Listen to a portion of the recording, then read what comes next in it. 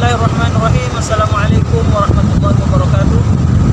Apa kabar kawan-kawanku semua? Mudah-mudahan kita selalu dalam lindungan Allah Subhanahu wa taala, mudahkan segala urusan kita dan dilancarkan rezeki kita. Oke kawan-kawan, selamat jumpa kembali bersama saya di channel Burhan Namrud.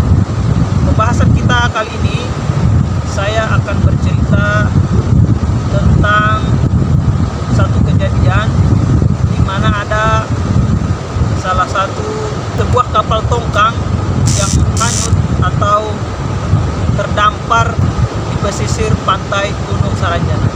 Tepatnya kapal tongkang ini berada di belakang saya. Itu kejadiannya sekitar tahun 2016 atau 2017 yang lalu. Kisah ini saya dengar dari masyarakat setempat terkait peristiwa ini.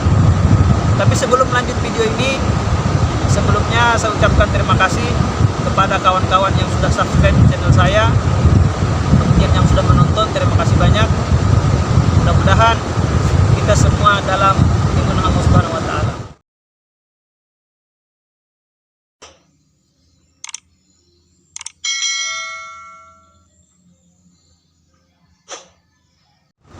Oke kawan-kawan, kisah ini diawali dari cerita masyarakat bahwa pernah terjadi ada terdampar kapal tongkang.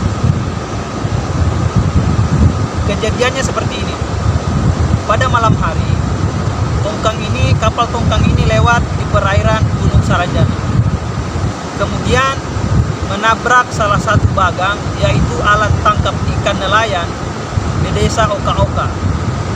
Kapal tongkang ini menabrak bagang tersebut sehingga bagang ini menjadi roboh dan kerugiannya juga mencapai hampir 10 juta.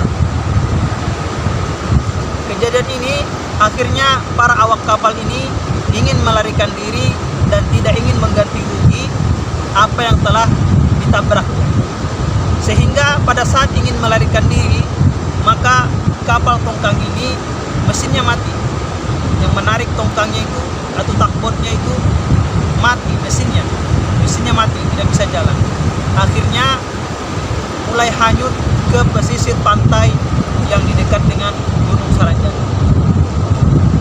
Kemudian cerita dari awak kapal atau nahkoda kapal ini mengatakan bahwa pada malam itu mereka melihat banyak lampu yang berkelap-kelip di sekitar pesisir pantai ini. Padahal pada tahun ini PLN di desa Oka-Oka belum masuk. Tidak ada penerangan yang bisa menerangi pinggir pantai, bahkan rumah pun belum ada listriknya pada waktu itu. Tapi pengakuan oleh awak kapal, mereka melihat pemandangan lampu yang luar biasa yang berada di pesisir pantai desa Oka-Oka ini, yang berada di sekitar Gunung Saranjana. Kemudian awak kapal ini merasa senang melihat hal itu. Kemudian mulailah merapat ke pesisir pantai. Setelah pagi harinya mereka lalu heran karena mereka sudah kandas di pasir di pinggir pantai di dekat Gunung Saranjana. Kemudian ada salah satu warga yang menawarkan bantuan, mendatangi awak kapal ini, mendatangi nahkoda kapal ini untuk mengajaknya ke rumah untuk berbicara dan lain sebagainya. Dari situlah masyarakat mengetahui kisah kronologis terjadinya kapal tongkang yang terdampar. Kemudian kawan-kawan sekalian, yang terjadi adalah ternyata kapal tongkang ini bisa mati mesinnya dikarenakan atau disebabkan oleh orang Saranjana atau alam gaib Saranjana. Jadi seperti ini kisah. Setelah awak kapal ini dibawa ke rumah oleh salah satu masyarakat di desa Oka-Oka yang berada di Gunung Saranjana, kemudian mungkin ada dialog di antara mereka apa yang telah terjadi sehingga kapalnya itu bisa sangkut di pantai Gunung Saranjana. Alhasil setelah air pasang, para awak kapal ini mencoba untuk menarik kapalnya karena mesinnya sudah diperbaiki dan hidup. Setelah ditarik, pada waktu air pasang itu tidak bisa. Beberapa kali ditarik sampai memanggil takbot yang lain atau penarik yang lain yang lebih besar daripada yang membawa tongkang ini, dipanggil kemudian datang beberapa hari untuk menarik, juga tidak bisa. Ternyata setelah ditelusuri kepada juru kunci bahwa ternyata kapal tongkang ini diikat oleh orang Saranjana di salah satu pohon ketapang. Diikatnya pakai apa? Ikatnya cuma pakai benang merah. Sebelum kejadian ini atau sebelum diketahui, awak kapal tongkang ini merasa heran kenapa kapalnya tidak bisa ditarik, padahal air sudah dalam dan kapal tongkang ini sudah bergerak-gerak, tapi setelah ditarik tidak bisa. Bahkan beberapa kali tali penariknya itu putus. Barulah ditanyakan kepada salah satu warga, kemudian berkonsultasi kepada juru kunci Gunung Saranjana.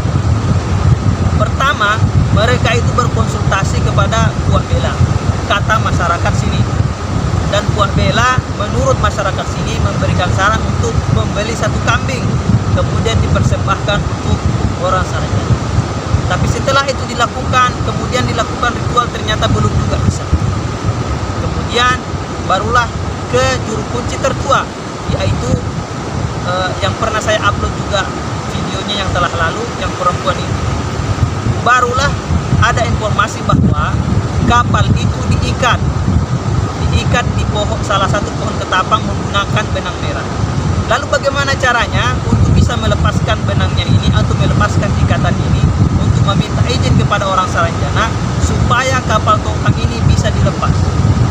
Syaratnya adalah, menurut masyarakat, kata juru kunci ini, karena saya juga tidak ada di tempat waktu itu, karena saya masih kuliah di Banjarmasin. Menurut juru kuncinya bahwa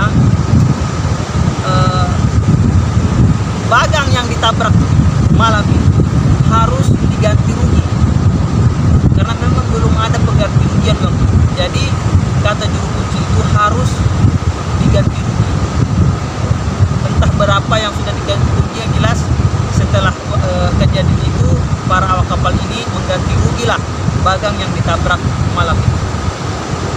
Nah, kawan-kawan sekalian, kemudian berlanjut setelah pergantian rugi itu, maka kata juru kunci ini, nanti sekitar jam 2 siang setelah air pasang silahkan ditarik, karena benangnya sudah dilepas. Tapi akan tali penariknya itu, tali penarik kapal tongkang ini akan putus satu kali, tapi coba saja yang kedua kali pasti bisa. Setelah dilakukan sekitar jam 2 siang itu, maka pas ditarik satu kali benar-benar putus tali penariknya. Kemudian yang kedua, alhamdulillah sudah bisa. Bahkan tali itu tidak terlihat kencang, maka kendor, bahkan untayannya sampai ke air, tapi masih bisa, dan tongkang tersebut bisa diselamatkan. Dan ada kejadian aneh yang terjadi pada saat kapal tongkang ini masih berada di perairan pesisir Gunung Saranjana. Kalau waktu siang, anak-anak itu bermain bola di atas kapal tongkang yang luas itu. Tapi pada malam harinya terjadi keanehan. Para awak kapal yang menjaga kapalnya itu mendengar banyak keributan pada malam hari bermain bola di atas kapal tongkang tersebut. Padahal malam hari tidak ada anak-anak yang bisa ke sana karena air cukup dalam. Tapi pada malam harinya terdengar dengan jelas oleh awak kapal, menurut cerita dari masyarakat itu, bahwa terjadi keributan atau ada sekumpulan anak-anak yang mungkin dari alam gaib, dari anak-anak orang Saranjana yang bermain di sana, bermain bola. Nah, itu adalah salah satu keanehan yang terjadi yang saya dengar dari tokoh masyarakat. Sebenarnya penjelasan ini alangkah lebih baiknya apabila salah satu warga yang menjemput para awak kapal ini yang bercerita. Tapi kemarin saya tawari untuk bersama-sama membuat video, beliau belum bersedia, dan mudah-mudahan nanti ada waktunya beliau bersedia untuk ikut membuat video dengan